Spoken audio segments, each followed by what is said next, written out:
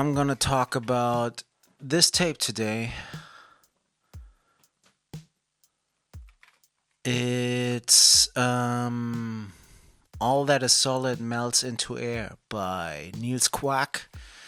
Nils Quak is a German sound artist working in the fields of ambient and noise, utilizing field recordings, synthesizers, and other electronically produced unmusical sounds. The tape was released in 2023 by Grisile. It's a Münster, Germany-based tape and digital label for experimental fringe sounds. There's also some tapes still available in their shop. So if this sounds attractive to you at all, what I'm gonna talk about, maybe you might consider, checking in and get yourself one. Little disclaimer, it's a great tape. So the artwork, as usual with Grisile, it's designed and laid out by supercolor.de.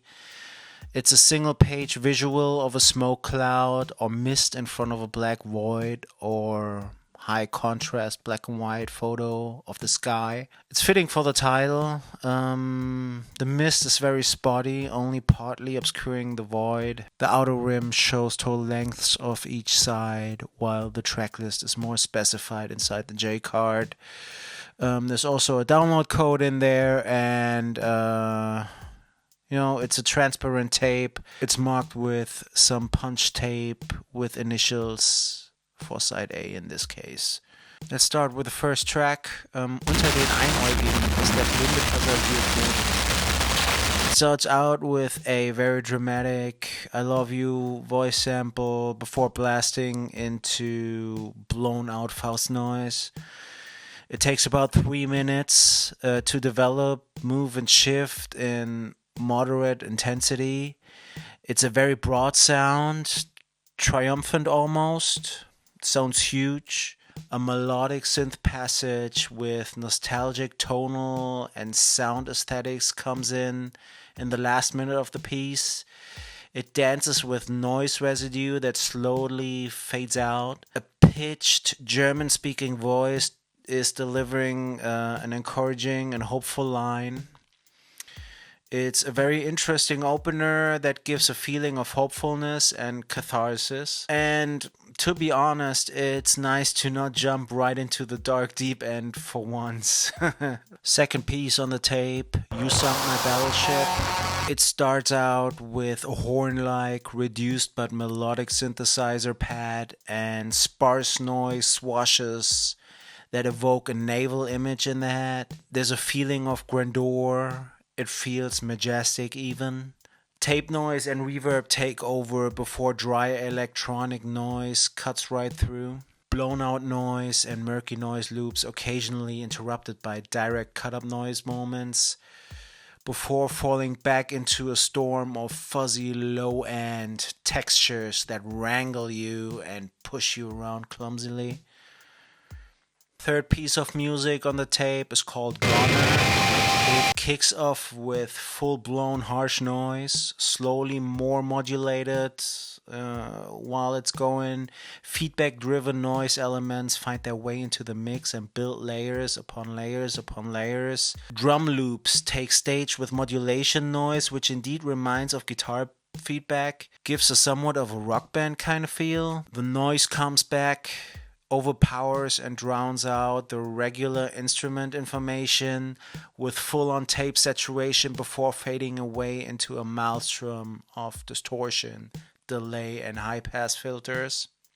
Fourth piece on the tape is called No Kiosk, in a similar vein to the previous track, but only this time, with a Seinfeld voice sample. The piece goes right into a full-on wall of noise. It's windy, howling, monsoon-like, once again sounding big and massive. Generally, an image of rain and the force of nature comes through.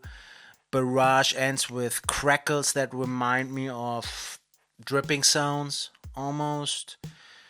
A calm, minimal melodic sample ends the piece. In general, the artist really knows how to create very evocative pieces that seem to run by in a split second. You know, every piece is between 3 and 4.5 minutes, but it just goes by like, which feels like a minute basically. Fifth track and second track on side B, it's called Blanket. Synthesizers paint a dreamlike picture before being obliterated by manually controlled noise slashes and crunchy wall noise. It's highly dynamic and violent, probably the most unhinged noise on this release so far. The soundscapes grow larger with reverb creeping in before noise goes full tape crunch artifact. It's obnoxiously heavy. The noise slowly faints into low pass, rumbles away into the distance. A fully realized melodic synth sequence comes in. Stereo delay image. It's a beautiful outro.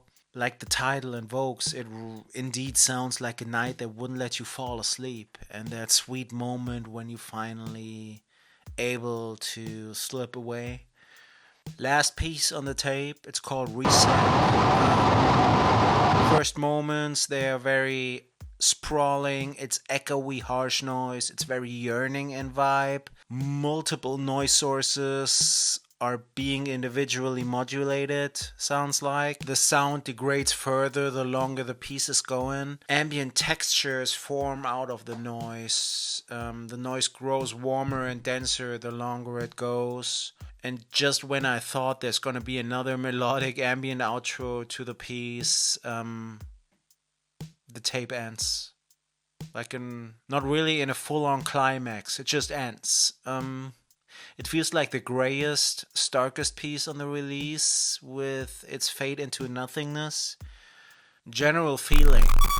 First of all, the release sounds awesome.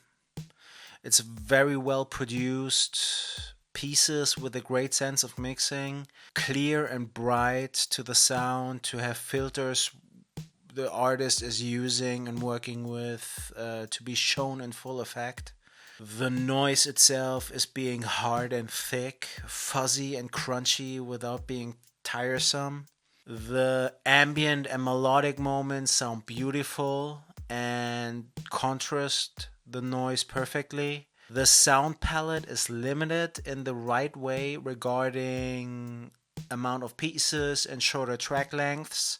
The pieces are basically always ping-ponging back and forth between wall noise, crackle, tape saturation effects, and synthesizer ambient parts. To the latter, I almost feel a little there could have been more, because they're very pretty, they're very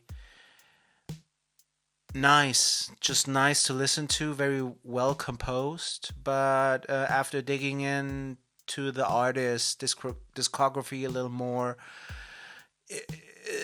he is usually producing more stuff on the ambient side. So this seems to be more of the noise release he did in recent years.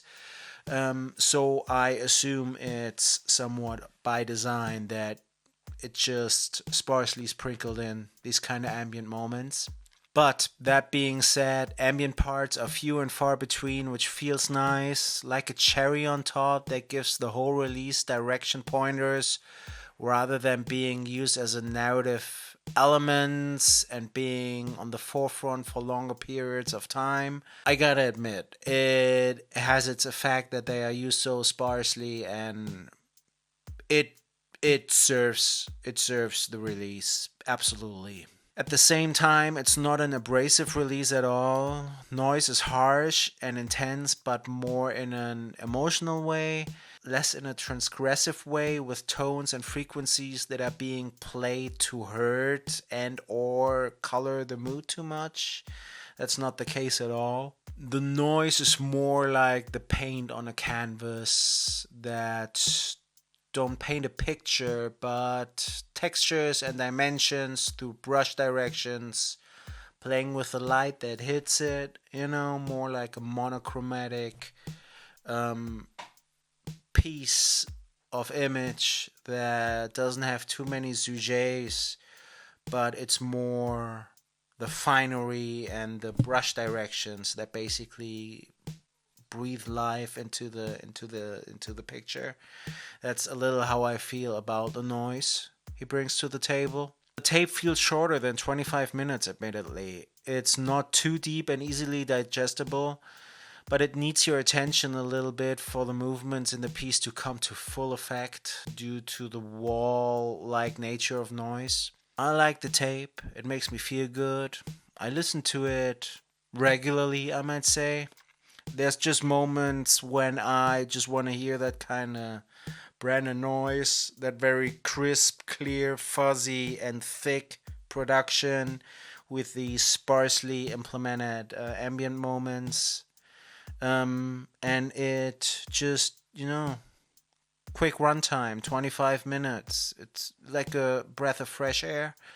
And I can totally recommend. Check out Grisile, check out the label, check out the artist, Nils Quak, and support noise. Thank you for watching. Thank you, Niels. See you next time.